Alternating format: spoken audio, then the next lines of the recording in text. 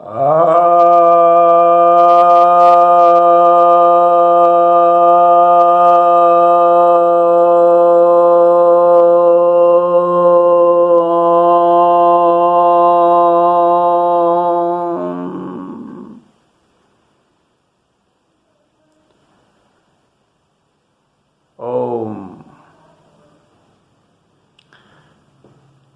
I pray my obeisance to all the listeners.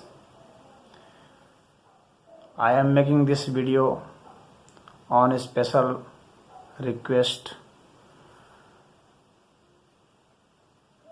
especially on pranayama, that is Chaturth pranayama.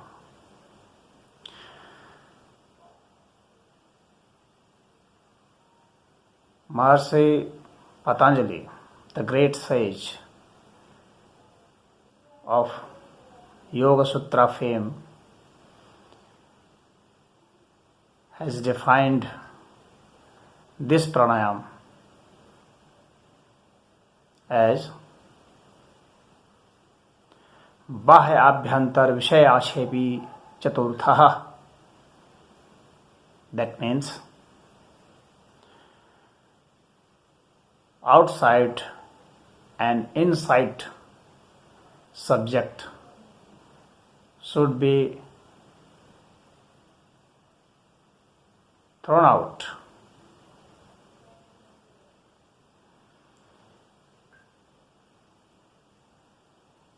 That is the fourth pranayama. Chaturth pranayama, that is the fourth pranayama. So we have two types of subjects. By, that means outside subject, and abhyantar means inside subject. Outside subject, by outside subject he means the subject of our sense organ. For example, through ears we hear sound. So sound, which has the source outside our body, is perceived by our ears and then by our mind. So the sense perception of ears and eyes and our skin and our nose. So these subjects which are perceived by our various sense organs, for example, through eyes we perceive light images, through nostrils, through nose we perceive smell, through skin we perceive touch sensation. So all these sensations, and through our tongue we perceive taste perception. So all the subjects outside our body should also be thrown out. That means if we suppose we eat a fruit which is sour in taste,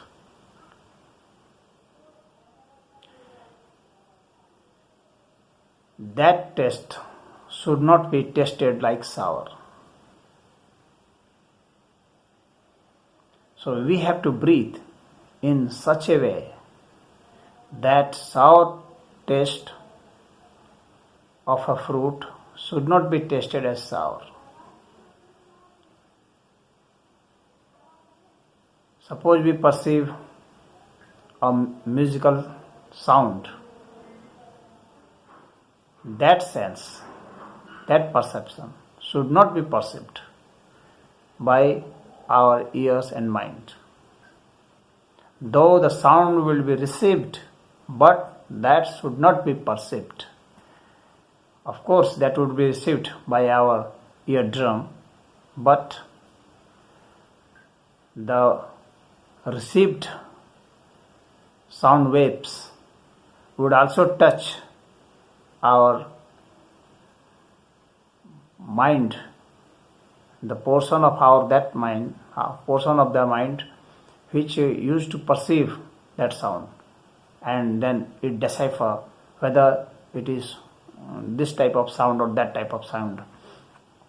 But here he is saying that when we are fully absorbed in our breath, then that sound which is received by our eardrum and then that has traversed to our mind part which is perceiving auditory function.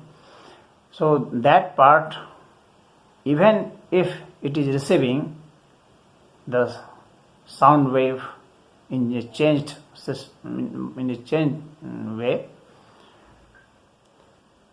so for example, the sound wave which is received by our eardrum gets converted into chemical wave, and then again it is perceived in the same frequency which that sound is being received. But he is saying that if you are absorbed, if your mind is grossly absorbed, is deeply absorbed and subtly absorbed in breath, then that sound would not be perceived. The sensation would not be perceived. It means it has been thrown out. It would not be perceived in the sense that it is not going to create any impression in our mind. The impression which is ordinarily being created by that sound would completely negated by this observation. So we have to be that much absorbed in our breath system. This is the outside sensation. And similarly, if anyone is touching our skin, in that case also the same phenomena will happen and no perception will be perceived and no impression will be made in our mind. And that impression which again create a second impression and third impression and then infinite regression and infinite impressions are being created by coding and decoding in our mind at every steps, deeper and deeper steps. There are various levels.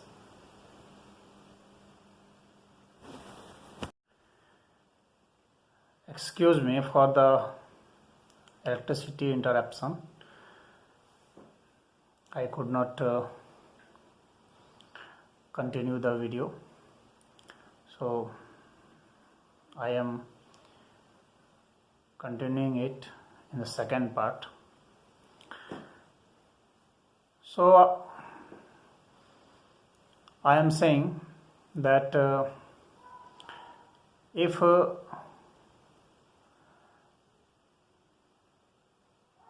a taste or any reception of the sense organ is transmitted to our mind part, which is responsible for perceiving that perception. If we are completely absorbed in our breathing, deep breathing, then it is very possible that that perception will not be perceived, that perception will not be able to create impression in our mind, and the continued impression at every level. So when I am saying mind, that does not mean only this brain. Mind means a consciousness. So we have many levels of consciousness, and at every level impression is coded into another impression, and that another impression is coded into further another impression, and in this way it regresses to many levels. And when we remember, in the process of remembrance, we retrieve those impressions. So the impressions at various levels get retrieved, and then we will able to say that this is the fact and this is the thing. Means remembrance is expressed by that retrieving process. So here Maharshi, the sage Patanjali, says that all the subjects which has outside source should be thrown out in this manner. And now he is talking about the subject which is inside our mind, our consciousness. So the inside impression should also be thrown out. He is saying that not only outside impression but also inside impression should be thrown out by this pranayama. So this Chaturth pranayama is capable of throwing out impressions, past impressions, and our emotions, and our memory also could be thrown out if we wish to throw out. So all those emotions subject, for example, anger, hatred, violence, greed,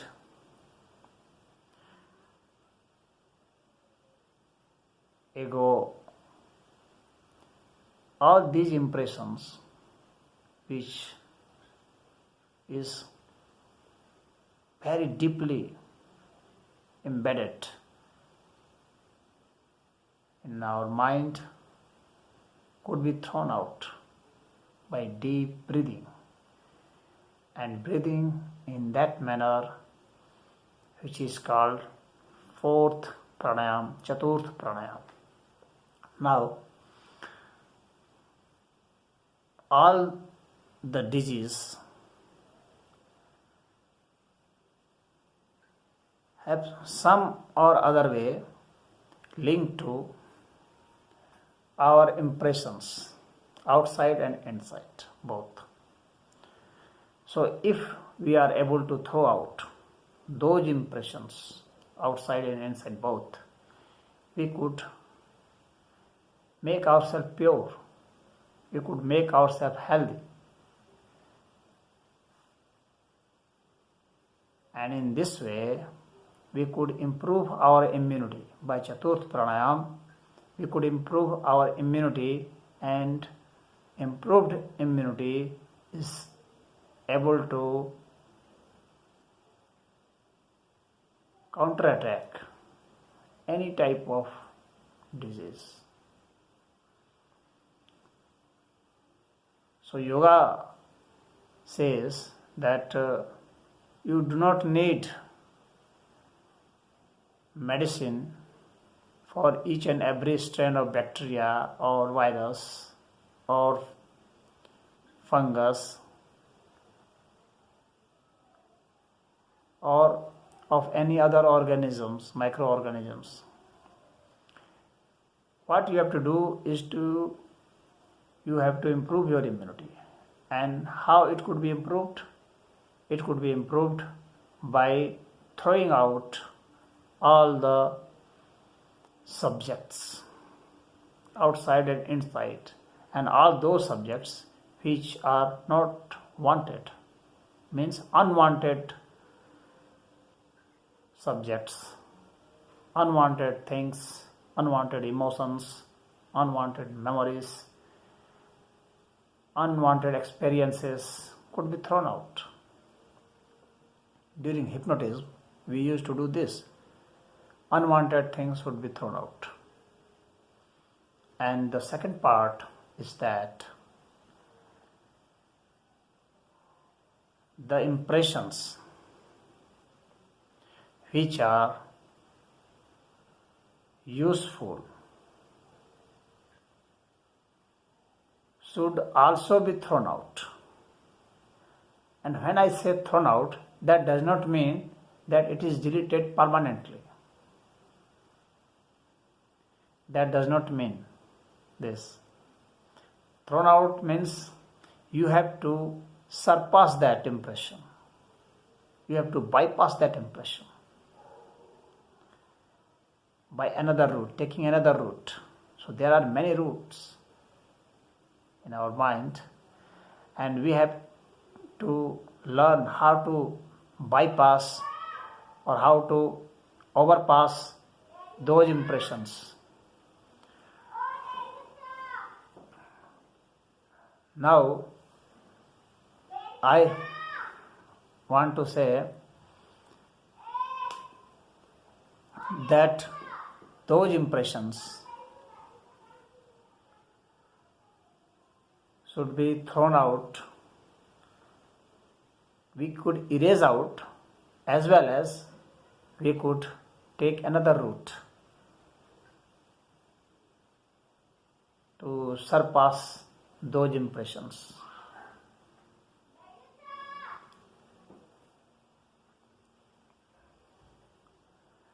Now I am telling you about the way to improve our sadhana. Now I am telling about the impression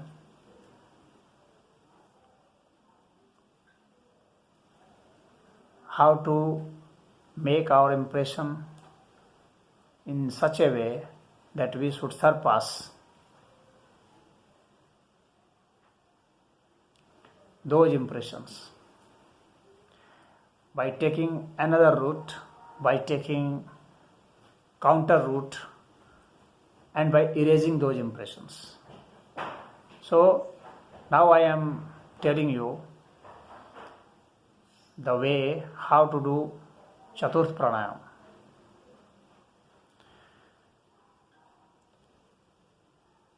Now,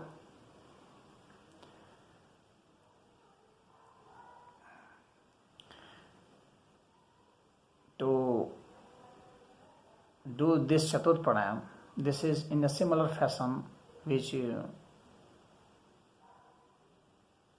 Buddhists are doing Vipassana. This is similar to Vipassana, but something more absorbing and more far reaching. In fact, vipassana means to visualize. And here,